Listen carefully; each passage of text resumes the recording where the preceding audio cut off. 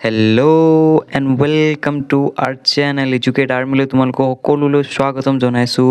আৰু তোমালোকে যদি এতিয়ালৈকে আমাৰ এডুকেট আৰ্মিত জইন হোৱা নাই চ' কি কৰি আছা, পটাপট জইন হৈ লোৱা। তোমালোকে খালি কি কৰিব লাগে জইন হ'বলৈ, তোমালোকে খালি এটা কাম কৰিব লাগে যে চেনেলটো ছাবস্ক্ৰাইব কৰিব লাগে আৰু গোটেই যিমান ভিডিঅ' আহিব সেইখিনিক চাব লাগে, ফ'ল' কৰিব লাগে আৰু লাইক কমেণ্ট শ্বেয়াৰ ছাবস্ক্ৰাইব চব কৰিব লাগে, ঠিক আছে। চ' আজিৰ আমাৰ টপিকটো কি হ'ল, আজি আমি পঢ়িম ক্লাছ 10ৰ আছামিছৰ যিটো চেপ্টাৰ নম্বৰ 1 বৰগীত আছে তাৰ গোটেই কুৱেশ্যন আনচাৰখিনি চাম। চ' ব'লা ষ্টাৰ্ট কৰোঁ ভিডিঅ'টো। চ' স্ক্ৰীনটো আহি গ'ল। প্ৰথমতে আছে ভাৱ বিষয়ক। চ' নম্বৰ নেৰিবা বান্ধ মোক জীৱনে মৰণে কবিয়ে জীৱনে মৰণে নেৰিবৰ বাবে কাক অনুৰোধ কৰিছে। চ' উত্তৰটো হ'ল কবিয়ে জীৱনে মৰণে নেৰিবৰ বাবে ভগৱান হৰিক অনুৰোধ কৰিছে। নম্বৰ কুৱেশ্যন হনক সন্দন যোগী যাহাকো ধিয়া হনক সন্দন আদি যোগীসকলে কাক ধ্যান কৰে বুলি কবিয়ে কৈছে। চ' উত্তৰ হ'ব হনক সন্দন আদি যোগীসকলে ভগৱান হৰিক ধ্যান কৰে বুলি কবিয়ে কৈছে। তাৰপিছত নম্বৰ কবিয়ে কিহত আতুৰ হোৱা বুলি কৈছে। উত্তৰ কবিয়ে বিষয় বিকল অৰ্থাৎ সংসাৰৰ দুখ কষ্ট মায়া মোহ আৰু বিষয় বাসনাত আতুৰ হোৱা বুলি কৈছে। এইটো তোমালোকে ইমান ডাঙৰ নিলিখিলেও হ'ব, তোমালোকে ইমান লিখিব পাৰা, দেখাই দি আছোঁ মই দেই। তোমালোকে কবিয়ে বিষয় বিকলত বা সংসাৰৰ দুখ কষ্টত বা মায়া মোহ বা বিষয় বাসনা আঁতৰ হোৱা বুলি মানে এটা লিখিলেই হ'ল, ঠিক আছে, এটা লিখিলেই হ'ব। চ' আমি আগবাঢ়োঁ। নম্বৰটো তোমাৰ পাঠৰ বৰগীত অকণমান টাইপিঙত ভুল হ'ল। বৰগীতটি কোনে ৰচনা কৰিছে। চ' উত্তৰ আমি সকলোৱে জানো এইটো শ্ৰী শ্ৰী মাধৱদেৱে ৰচনা কৰিছিলে। নম্বৰ বৰগীতটি কি ৰাগত বন্ধা, এইটোতো ফাৰ্ষ্টতে আছে। চ' এইটো কি হ'ব, বসন্ত ৰাগত বন্ধা। এইটো কিন্তু আহিব পাৰে দেই, এইটো ইম্পৰ্টেণ্ট হয়। তাৰপিছত কবিয়ে বান্ধৱ বুলি কাক সম্বোধন কৰিছে, তাৰ এইটো আনচাৰ হ'ব কবিয়ে বান্ধৱ বুলি ভগৱান হৰিক সম্বোধন কৰিছে। মোহ পাশ মানে কি। চ' উত্তৰটো হ'ব মোহ পাশ মানে মায়াৰ বন্ধন বা সাংসাৰিক আসক্তি, ঠিক আছে। এতিয়া আমি অকণমান লং কুৱেশ্যন আনচাৰলৈ, ইমান লং নহয়, মই তোমালোকৰ বাবে মিলাই দিছোঁ যাতে তোমালোকে ইমান বহুত কষ্ট কৰিব নালাগে, ঠিক আছে। অকণমান পঢ়িলেও যাতে হৈ যায় মানে এইটো, আৰু এইটো বহুত ডাঙৰ হ'লেও তোমালোকে চালে গম পালা যে এইটো ইমান ডাঙৰো নহয়, ঠিক আছে। চ' অকণমান ইয়াত বাইকৰ প্ৰব্লেম হৈ গৈছিলে তাৰ বাবে। চ' বৰগীতটিৰ মূল ভাৱ, এইটোতো ইম্পৰ্টেণ্ট হৈ পৰে তোমালোকৰ এক্সাম পইণ্ট অফ ভিউত। চ' এইটোৰ উত্তৰ শ্ৰী শ্ৰী মাধৱদেৱে বিৰচিত এই বৰগীতটি ভক্তিমূলক গীত। ইয়াত কবিয়ে ভগৱান হৰি প্ৰতি গভীৰ ভক্তি, আত্মসমৰ্পণ আৰু আশ্ৰয়ৰ ভাৱ প্ৰকাশ কৰিছে। কবিয়ে ভগৱানক নিজৰ একমাত্ৰ বান্ধৱ বুলি, জীৱনৰ আশ্ৰয় বুলি কৈছে। তেওঁ জীৱনে মৰণে ভগৱানৰ সান্নিধ্য বিচাৰে। তাৰপিছত এইটো তোমালোকে পেৰেগ্ৰাফ ৱাইজ লিখিবা যাতে দেখিবলৈ ভাল লাগে আৰু মাৰ্কটো অকণমান মানে মিলাই দিয়ে, ঠিক আছে। তাৰপিছত কবিয়ে কৈছে যে হনক সন্দন আদি মহান যোগীসকলেও ভগৱানক ধ্যান কৰে, কিন্তু বেদ শাস্ত্ৰসমূহে ভগৱানৰ সম্পূৰ্ণ মহিমা বিচাৰি নাপায়। ভগৱানৰ অসীম শক্তি আৰু গুণৰ আধাৰ, সেয়ে সাধাৰণ মানুহৰ পক্ষে তেওঁৰ মহিমা উপলব্ধি কৰা অসম্ভৱ, ঠিক আছে। তাৰপিছত নেক্সট পেৰেগ্ৰাফ সংসাৰৰ মায়া মোহ দুখ কষ্ট আৰু বিষয় বাসনা কবিয়ে আতুৰ কৰি তুলিছে। বিষয় বাসনা মানে আতুৰ কৰি তুলিছে। তাৰপিছত এই সংসাৰৰ পৰা মুক্তি লাভ কৰিবলৈ তেওঁ ভগৱানৰ চৰণৰ আশ্ৰয় লৈছে, কিন্তু বিশ্বাস কৰে যে ভগৱান চৰণ ভক্তসকলৰ সৰ্বশ্ৰেষ্ঠ ধন আৰু জীৱনৰ মূল আশ্ৰয়, ঠিক আছে। তাৰপিছত লাষ্ট দুই লাইন আছে। চ' শেষত কবিয়ে ভগৱান নাৰায়ণৰ ওচৰত কৃপা বিচাৰি মোহ পাশৰ পৰা মুক্তি দিয়াৰ প্ৰাৰ্থনা কৰিছে, ঠিক আছে।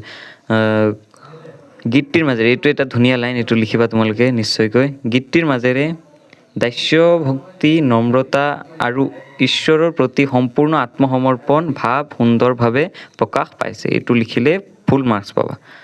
যোনে পঢ়িব মানে অকণমান ইফেক্ট আহিব তাৰ পৰা। ঠিক আছে। 3 নম্বৰ, বৰগীতটিৰ ৰচকৰ চমু পৰিচয়। এইটো তোমালোকৰ কিতাপতো আছে, তোমালোকে চাই ল'বা। ইয়াত পঢ়িলোঁ এতিয়া কি আছে। তো মই নিজে টাইপিং কৰিছোঁ, PDF-টো বনাইছোঁ মানে। আৰু PDF-টো বনাওঁতে বহুত কষ্ট লাগে। চ' তোমালোকে এটা লাইক আৰু ছাবস্ক্ৰাইব কৰি দিবা আৰু এজন বন্ধুলৈ শ্বেয়াৰ কৰি দিবা। ঠিক আছে।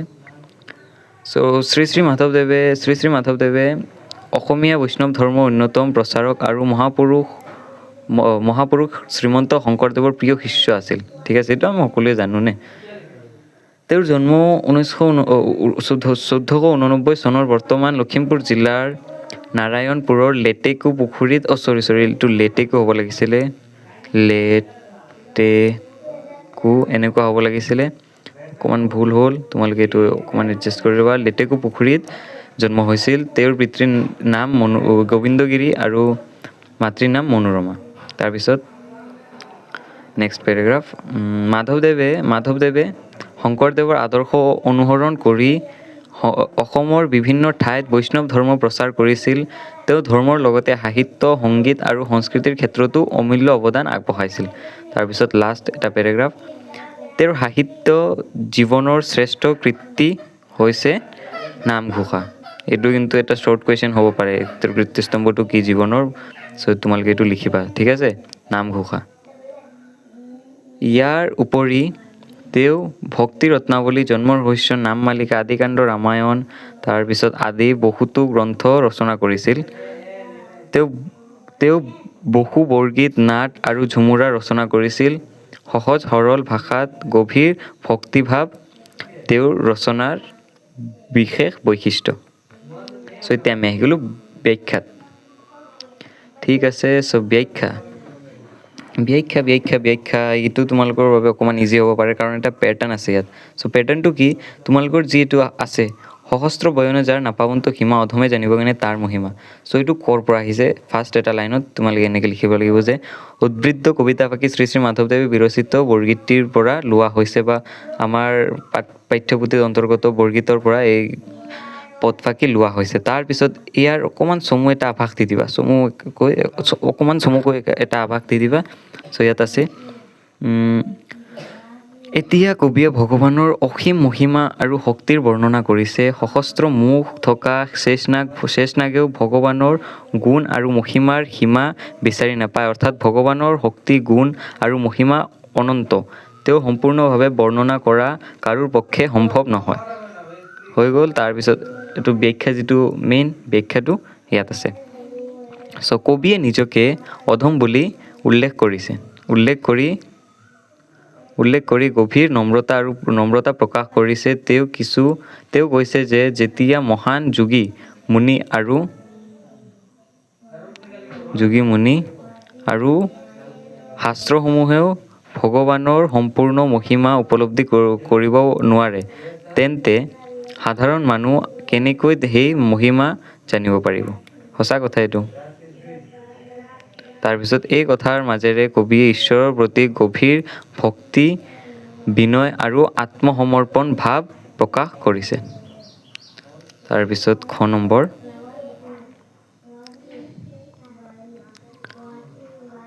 আতুৰ ভৈলু হৰি বিষয় বিকলে, কৰিয়া উদ্ধাৰমুখ চৰণ কোমলে। চ' উত্তৰটো হ'ব, উদ্বৃত্ত কবিতা ফাঁকি শ্ৰী শ্ৰী মাধৱদেৱৰ ৰচিত বৰগীতৰ পৰা লোৱা হৈছে। ঠিক আছে। ইয়াত কবিয়ে সংসাৰৰ মায়া, মোহ, দুখ, কষ্ট আৰু বিষয় বাসনাৰ বাবে মানসিকভাৱে অশান্ত হৈ পৰাৰ কথা কৈছে। বিষয় বিকল কথাকাৰে সংসাৰিক আসক্তি আৰু ভোগ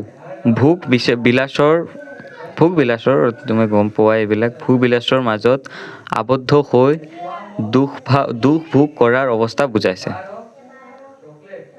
তাৰপিছত কবিয়ে সংসাৰৰ নানা সমস্যাত ক্লান্ত আৰু অসহায় অনুভৱ কৰিছে।